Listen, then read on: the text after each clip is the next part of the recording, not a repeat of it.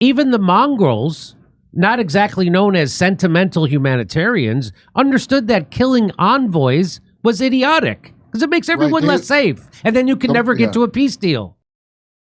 So I just told you about how Israel bombed Qatar, where Hamas leaders were there trying to work on a peace deal that Donald Trump proposed. And they were there at the behest of Donald Trump in the United States. And then Israel bombed a peace meeting of diplomats trying to come to a peace negotiation. And that's because Israel is a terrorist and they don't want any peace negotiated. That's why.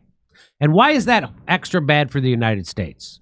So here's why this is extra bad. So it says Israel strike targets Hamas leadership in Qatar, a Gaza war mediator. So that's what. So remember that Qatar agreed to host the Hamas political office in Doha and pay civil service salaries in Gaza before 2023 with the explicit support of Israel and the United States, not because Qatar openly supports Hamas, but because everyone agreed that this was useful to have a space to talk. So that's why there's Hamas offices in Qatar, because everyone from Israel and the United States asked Qatar to host them so we could have a space to talk. How would Bibi pay Hamas if not for Qatar, the go-between, bringing the briefcases of cash to Hamas to support Hamas, to have Hamas attack Israel? Qatar's like not even a country. It's like one family is the whole country. They literally just do this. And so here is the Qatar prime minister confirms that the United States put the Hamas office in Doha. You have a Hamas office here, and Hamas has been designated, I think, repeatedly by the U.S. government, and certainly by the Congress, as a terror organization. And people say, well, how could you have a Hamas office here? What is that? We have to go back to the root of this office. Like, why it's here in the first place. And Hamas office, when it was opened here in the first place, it was opened with full transparency and full consultation and actually even request from the U.S. The U.S. asked you to put a Hamas office here? They have asked us to open the channels with them and to have an established communication channel with the same case what was applied to Taliban as well. At the end of the day, if you have a presence of someone in your country and you are engaging and talking, it doesn't mean that you are endorsing his ideas. It doesn't mean that you are supporting him. The purpose of this office was to facilitate peace, to stabilize the region, and to make sure that always it's serving the purpose. Friend of the show, Ryan Grimm, reports, here's what just happened. Trump sent a peace deal to Hamas. Hamas met to discuss it in Doha, where the U.S. is mediating talks and has a base, and Israel bombed them, presumably with U.S. support. The strike in Doha was aimed at Hamas negotiators who were gathered to discuss Trump's ceasefire offer, according to a Hamas official speaking to Al Jazeera, much as Trump carried out fake nuclear talks with Iran in order to kill Iranian negotiators.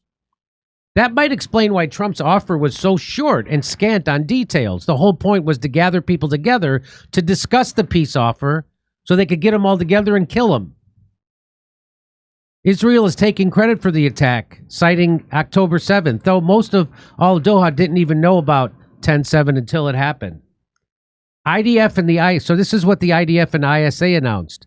The IDF and ISA conducted a precise strike targeting the senior leadership of the Hamas terrorist organization as they were at peace negotiations. For years, these members of Hamas leadership have led the terrorist organization's operations, are directly responsible for the brutal October 7th massacre, and have been orchestrating and managing the war against the state of Israel.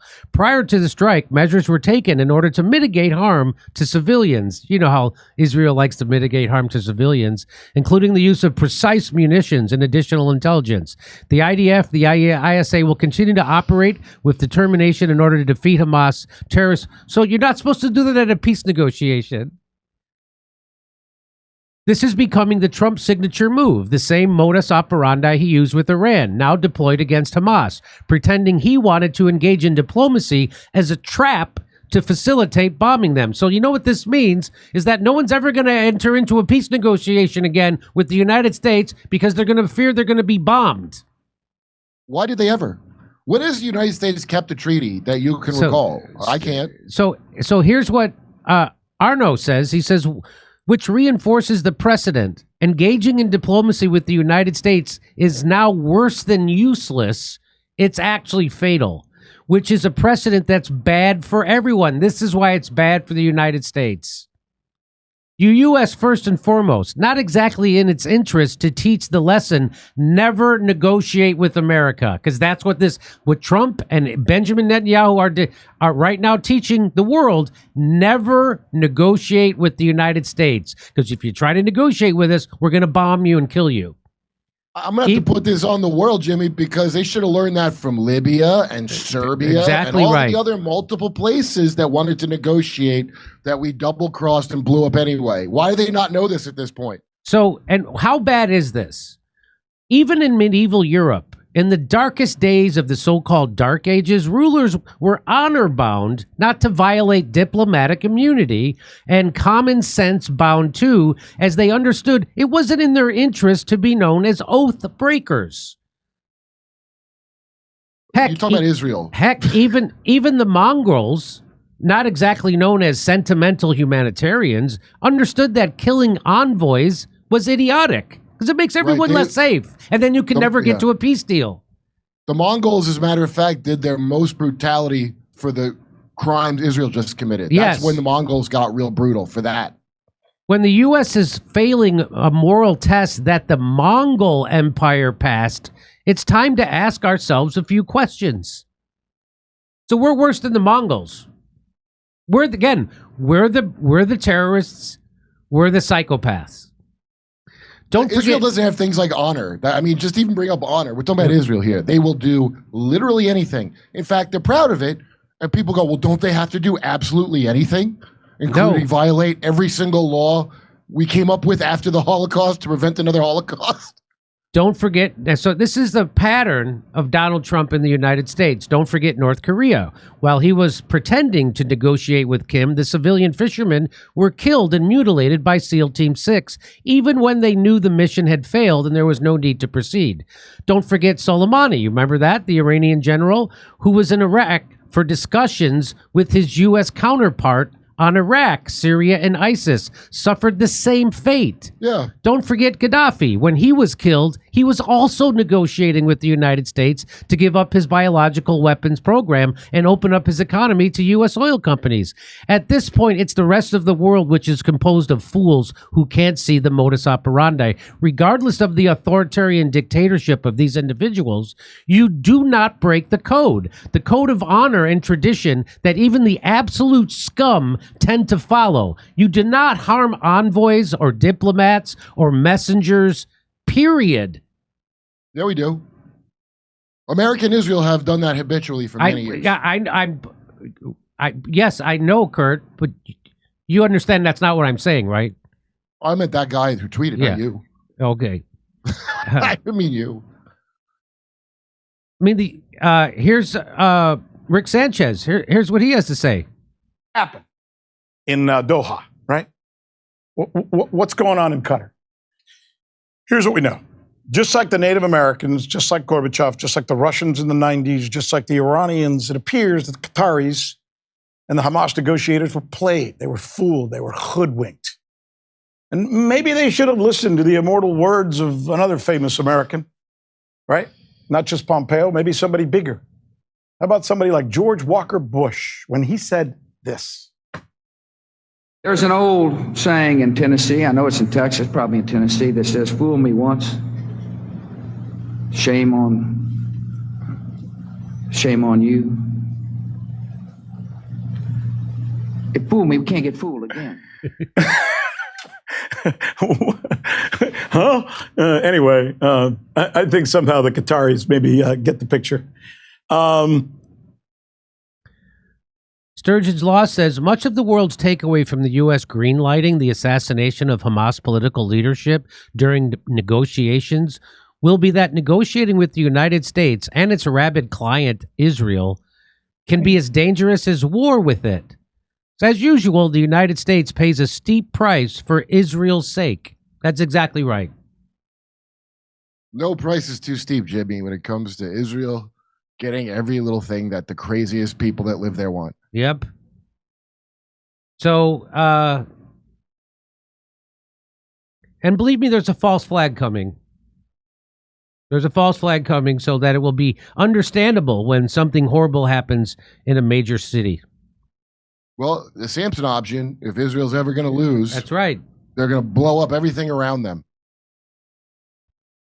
And if you'd like me to talk about why it's okay for you to hate all these people in Israel and Zionism, you come see me tell jokes in Chicago, Louisville, Fort Wayne, Hermosa Beach, California, Sacramento, and San Francisco. Go to jimmydore.com for a link for tickets.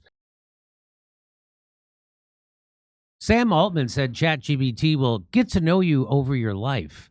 ChatGPT has the former director of the NSA sitting on their board right now. Edward Snowden called this a willful, calculated betrayal of the rights of every person on Earth. Alexa listens to us and recommends products based on our conversations. Meta retargets us based on our browsing and engagement history. Why do we assume AI is going to be any different? I don't. Introducing Venice AI. Venice AI lets you use AI without handing over your sensitive information. Venice utilizes leading open source AI models to deliver text, code, and image generation to your web browser. There's no downloads, no installations of anything. They don't spy on you or censor the AI. Messages are all encrypted. And your conversation history is stored only in your browser. AI can be extremely valuable, but we shouldn't need to give up our privacy to use it.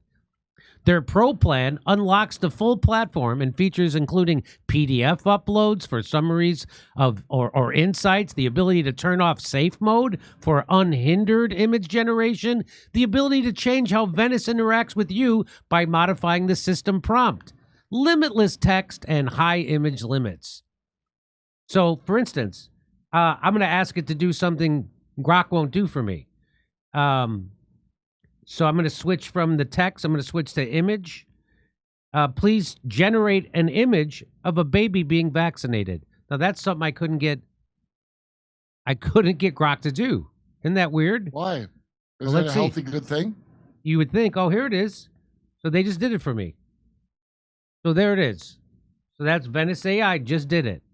So if you want to use AI without fear of handing over your most intimate thoughts to a corporation or the government, you can get 20% off a pro plan using the link venice.ai/Jimmy and use the code Jimmy. Come see me on tour in Appleton, Wisconsin, Rosemont, Illinois, Chicago, Illinois, Louisville, Fort Wayne, Hermosa Beach, Sacramento, San Francisco. Go to jimmydore.com for a link for tickets.